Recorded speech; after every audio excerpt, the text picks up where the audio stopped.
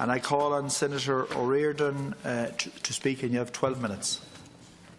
Good morning, and welcome Ministers to the Chamber. And I very much appreciate the opportunity to speak on this bill, which we first proposed a year ago. We're now at second stage, and I'm delighted the Labour Group have facilitated this, the second reading of this bill this evening. It is a free education bill. What's to be opposed in that? I suppose many in this House wouldn't understand necessarily the importance of free education. For some people in society and for some people in these houses, education is something you can buy. But it shouldn't be that way. In our Constitution, it actually states quite specifically that primary education is free as a constitutional right, but we haven't actually vindicated that right. We have outlined quite a number of different initiatives from the Labour Party policy perspective about how we should vindicate that right. We proposed a free book scheme that children in the Republic of Ireland should be able to avail of school books just as children in Northern Ireland avail of them free. And remarkably, we are the ones who are supposed to live in a republic as opposed to the children in Northern Ireland. We don't have free education. And the point of this bill is to remind us all that the relationship between a parent, a child, a student and their school should not be a financial one. The relationship between a parent, a child, a student and their school should not be a financial one. It should be one of growth, it should be one of beauty, it should be one of education, it should be one of learning. And all you should talk about in the corridors of a school with a parent or a student or a child is growth, is beauty, is learning, is education. But far too often the letters that go home from a school to a parent via a student is, "Can we have your voluntary contribution, please?" And if the parent is not in a position to provide the so-called voluntary contribution, then the interaction between that parent and the school does become a financial one. And their likelihood of engaging in school activities is inhibited, because if you feel that you don't have the money to give for your voluntary contribution, are you less or more likely to go to the parent-teacher meeting, to be reminded of it? Are you less or more likely to go to the football match? Are you less or more likely to go to the school concert? Are you less or more likely to engage at the school gate with a teacher or a principal who will say, "By the way, parents, I hope you saw that note we sent home about the voluntary contribution"? So let's be clear.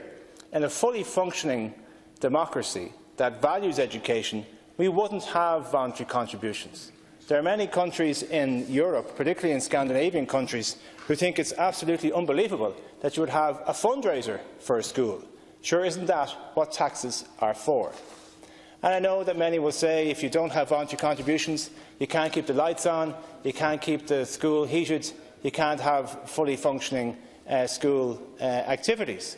Well, isn't that the conversation we should be having then, about the proper state funding of our school system?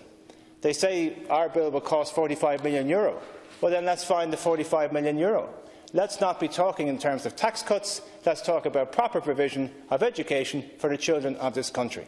Now, as many people may know, I used to teach and was principal of a school in a disadvantaged part of this city. We weren't in the position to ask anybody for a voluntary contribution. We weren't in the position to ask anybody for a contribution at all. We weren't in the position to have fundraisers that would raise in between €40,000 or €50,000, as happens in other parts of the city, because the parents didn't have it. But is that the kind of education system that we want to stand over? That those who can provide more get more, their children get more, their schools get more, and those who can't don't. And DEIS doesn't plug the gap. So what we're trying to achieve in this bill is not actually that you can't have fundraisers. You can have fundraisers, you can have the morale-boosting cake sale, you can have the table quiz, you can raise funds for general school activities if you so wish. But you can't link a contribution to a school activity. You can't say that if you don't get money that your child can't participate, that your child can't get a locker, the child can't go on the school trip, the child can't avail of whatever school resources should be available to every child. Now, we have tried, many governments have tried, to work with school patrons, to work with boards of management to try and lessen this practice of sending out voluntary contribution letters, and it's not working. So we have to ban them. We have to bring in legislation that bans the linkage of contributions to school activity. Because, again, I go back to the conversations that parents and students will have about the relationship with the school. I mean, how humiliating is it? How humiliating is it for a child in a class, for a teacher or a principal to walk into the class to be kind of surreptitiously identified, there's a little note for your mammy there, you bring that home, and that child knows and the parent will know that the reason that little note is given to her or to him is because they are the ones who haven't had the capability to have the voluntary contribution, which can be somewhere between €85, €150, €200, depending. Now, the school will say, without the voluntary contribution, we can't keep the school alive. Well, that's the conversation they need to have with the state, that's the conversation they need to have with the department, and the department needs to be real about the day-to-day running of schools, because the department don't want to have that conversation. The department would rather it wasn't their responsibility at all. Let's let the school managers run the schools. Let the board of management do what they will. We just provide the curriculum. We just pay the teachers. No, I don't agree with that. We need a state education system. We need the Department of Education to take it seriously, and we need the Department of Education to fund it. That's why we pay our taxes. That's what a fair and transparent and progressive taxation system is all about. And you shouldn't ask for parents to foot the bill a second time. So fundamentally what we're trying to achieve here is not to stop fundraising, is not to stop contributions if somebody wants to contribute to a school, but to stop this practice of linkage of contributions, financial contributions to school activities, and also to stop this practice of so-called voluntary contributions, because we know they are not voluntary.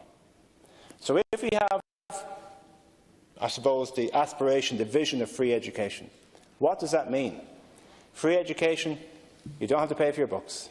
Free education, you don't have to pay for the school trip. Free education, you're not asked repeatedly for money for art supplies. Free education, you don't have to pay for the school meal. Free education, you don't have to pay for school transport. This stuff has to be paid for.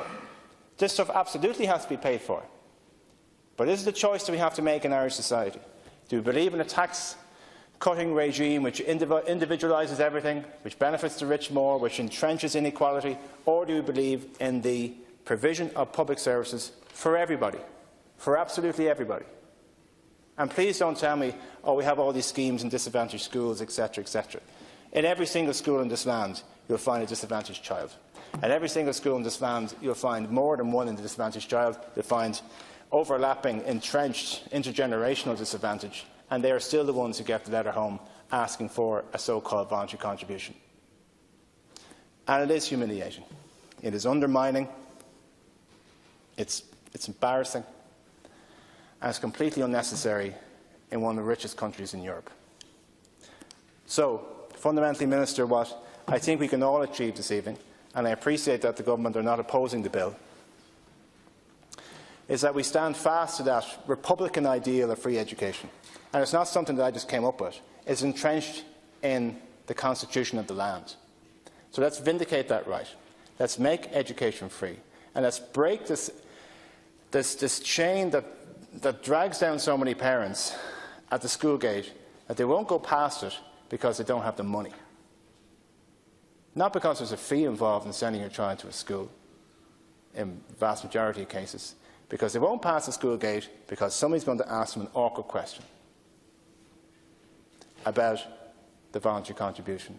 The few quid, sure, what's €85? Sure, aren't we providing education?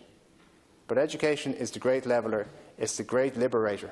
It's the one thing that frees more people from poverty than anything else. It's education. And not because it turns people into economic units so they can compete in the job market, because it frees the mind. It opens you up to beauty, to poetry, to language, to know the value of love and interpersonal relationships. Education is everything. You can't put a price tag on it. But in far too many circumstances, there are far too many families in September who have an envelope that they can't fill. So let's take away that conversation. Let's make the conversations at the school gate about education, about all these things that I've listed before, about beauty, about language, about poetry, about aspiration, about the things that make the hair stand up on the back of your neck. Let's not make it about an envelope. Let's not make it about a contribution. Let's make it purely and simply about education. Thanks.